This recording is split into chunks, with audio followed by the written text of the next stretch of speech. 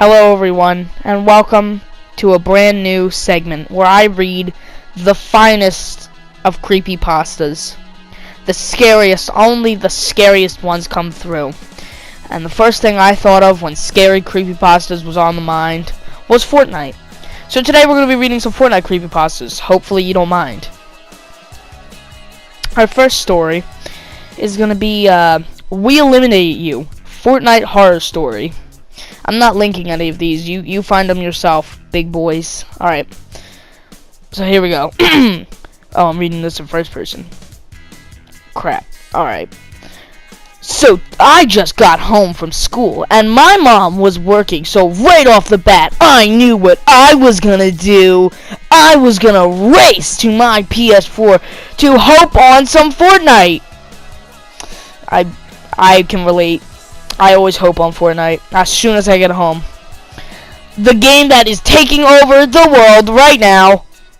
What about Africa? I don't see it taking over Africa. I am actually a pretty good player. I averaged 20 plus kills per game and had 67 wins in total. So I hoped on a solos match, and for some reason and for some reason, this server was pretty weird. Everyone in the game was wearing the Cuddle Bear skin. I hate that skin. Now, a lot of people think that the Cuddle Bear skin is cute, but I think it's creepy. Anyway, I ignored it and just started playing. I landed at Tilted and got 10 kills right off the bat, but I came across another weird thing about this server. Everyone's name in the game was We Eliminated You, which I don't think is possible. You really can fit that all into one PlayStation name? Really? It was starting to get kind of creepy, but I ignored it, and as soon as one of the Cuddle Bear killed the other Cuddle Bear, I tried to push him and heavy shotgun him in the head, but for some reason he didn't take any damage. Oh no! Spooky! And now I so knew he was a hacker because a heavy shotgun to the head would kill him instantly. Because everyone so knows that a hacker doesn't instantly get killed by a heavy shotgun. Every time. To the head especially. Anyway, he killed me, but then sent a creepy text message with a picture attached to it. The message once again said, "Get ready for your final elimination," which is pretty vain. But as soon as I saw the picture, my heart just dropped. The following picture I was sent was a picture of my house in all caps. Okay. This time I was scared and called the police ASAP, and they said they would be here soon. I looked out my window, and there he was. I saw the guy in the Cuddle Bear mask staring into my soul. But my heart really dropped when I realized that I forgot to lock the back door in all caps.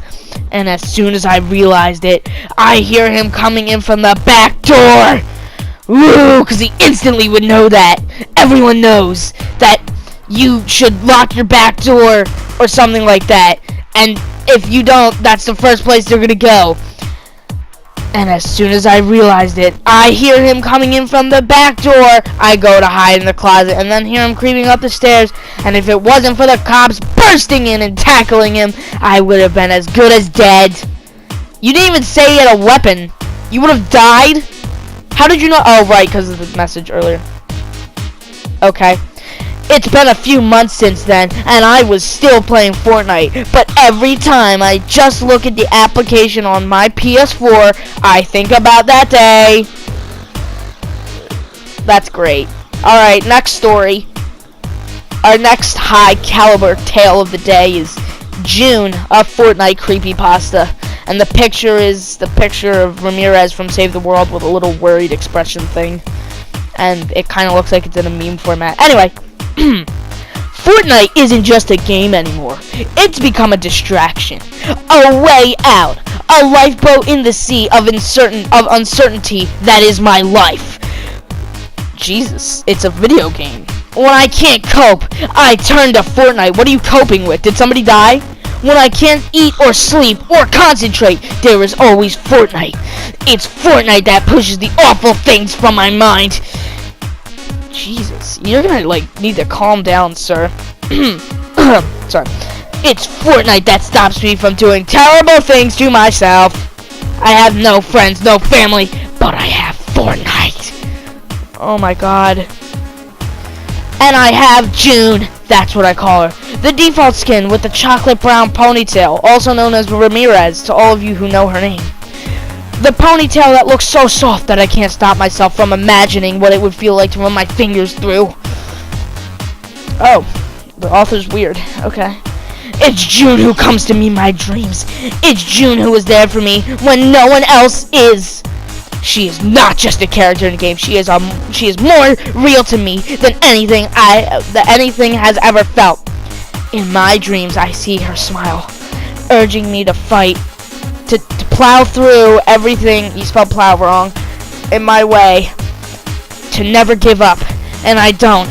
Because what would my life be without her? Probably a better one. It's 3 a.m. and I can't sleep.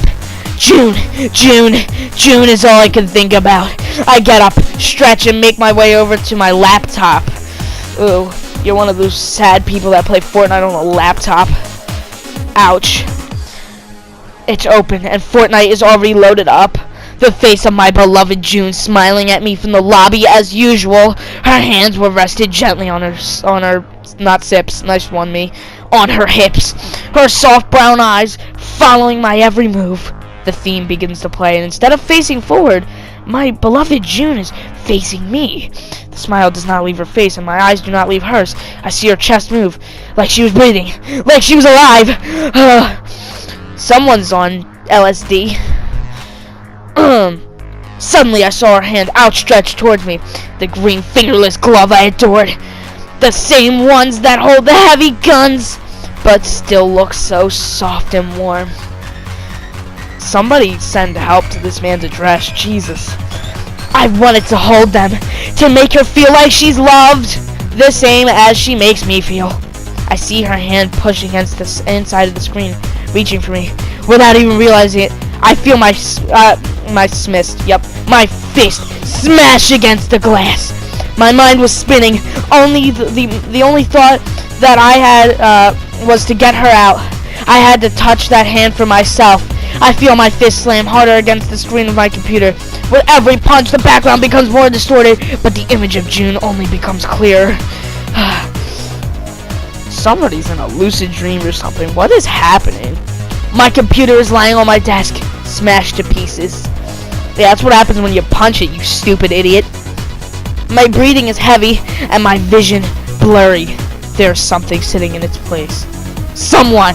Through my dizziness, I can see it's her. June is sitting before me, her legs dangling over the table. Her hand is still reaching of me, and I feel my breath catch in my throat. I lean into it, her warm hand on my cheek, feeling like everything I'd ever wished for. I took her hand and kissed it gently. I'm going to read a little bit ahead to make sure that this isn't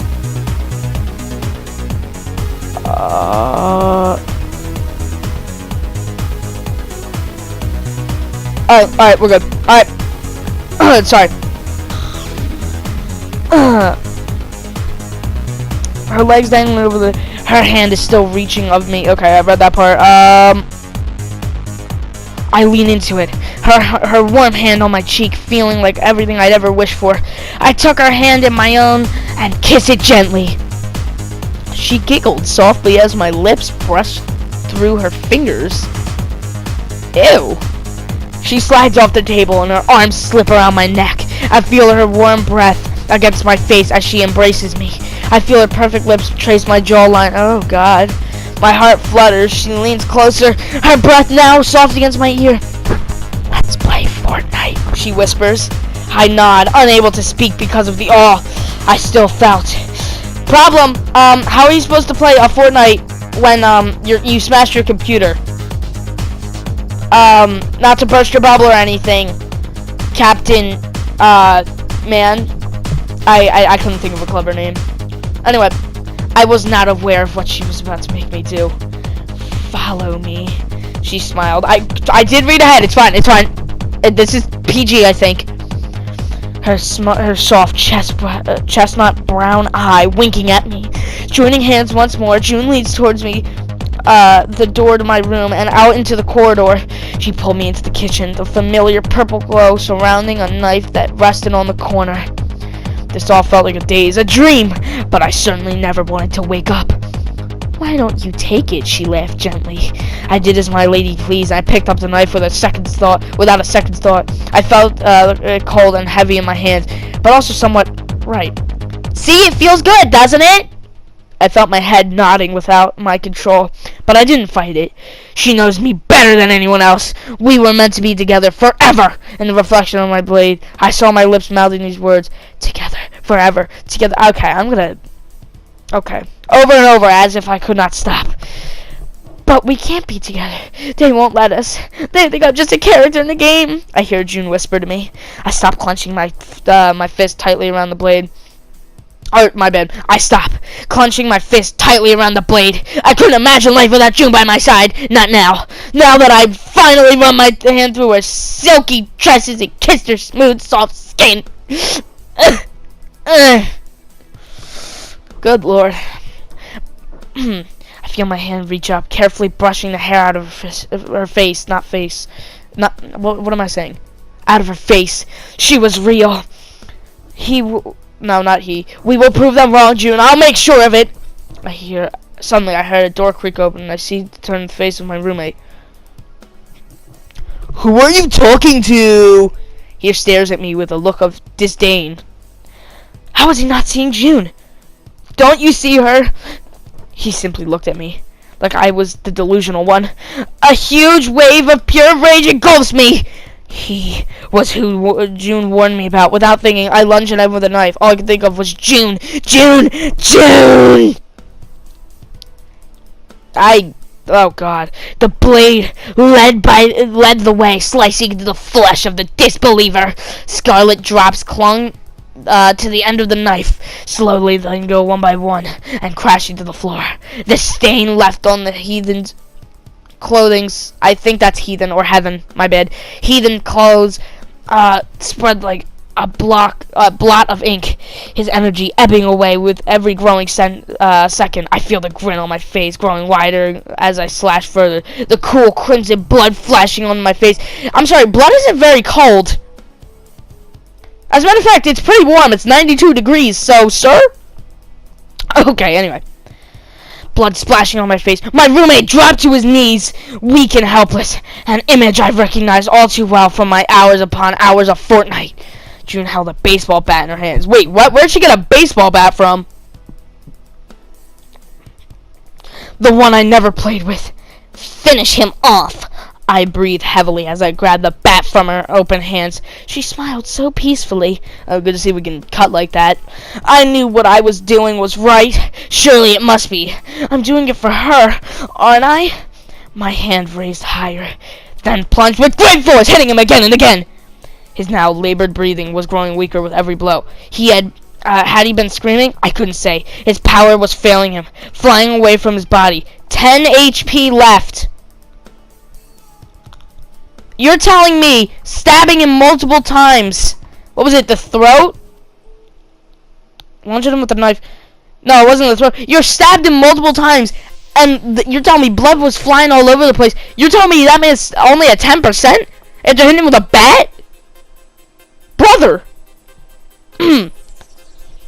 I hit one more time, and the body collapsed, colliding with the floor. His blood run from his mangled corpse like a river of red, and now a respawn drone thing comes in and takes him away. Just kidding, that's not in the story, I made that up. Leaving its vessel in rivulets across my kitchen floor. The sight of his body snapped me out of my daze. It should have gone by now.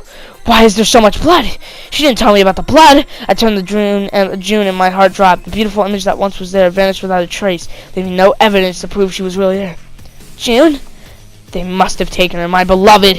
How could I have let my guard down like this? I fumble for my keys and run out of the door into the night, the bloody baseball bat clenched tightly in my grasp. And that's the end of the story. What? What? Why? And that's all. I'm only going to be reading 2 stories per episode of this segment, as well as doing an overview of both stories. So, yeah, let's get into the first one. Starting off with the high caliber tale of We Eliminated You. It was just a stupid story that I'm pretty sure wasn't supposed to be taken seriously. It was so stupid that I really couldn't see anyone sitting there and saying, that's scary, other than maybe a 5-year-old.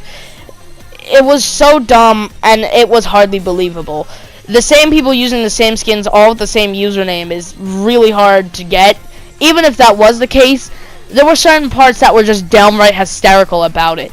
This guy was looking in my soul, and whoa, oh no, he found my house, and oh no, call the cops, oh, whoops, stereotypical, forgot to lock this door, now he's gonna get in, gets in, but luckily I'm saved. That's basically what the story was. Second, we have June, the best story of these 2. Just kidding, it's probably the more terrible one. But anyway, it was a story that was just not good. It didn't make any sense at some parts, like why was the knife glowing and why couldn't he sleep or eat sometimes? What's wrong with him? There was never any established problem he had. He just always liked this Fortnite character, and that's all there was. It wasn't anything. It was just stupid. It made 0 sense. The story itself, which I didn't find scary at all, it wasn't right. It didn't make any sense. Why does he like this character? What was so good about her? What was the established relationship here? Was there anything actually special about her that made him like her? Maybe she looked like someone else he knew and that he loved before they died or something. That would have been actually kind of smart on the author's part, but it just didn't happen. It was overall a pretty sad story or something like that. Oh well.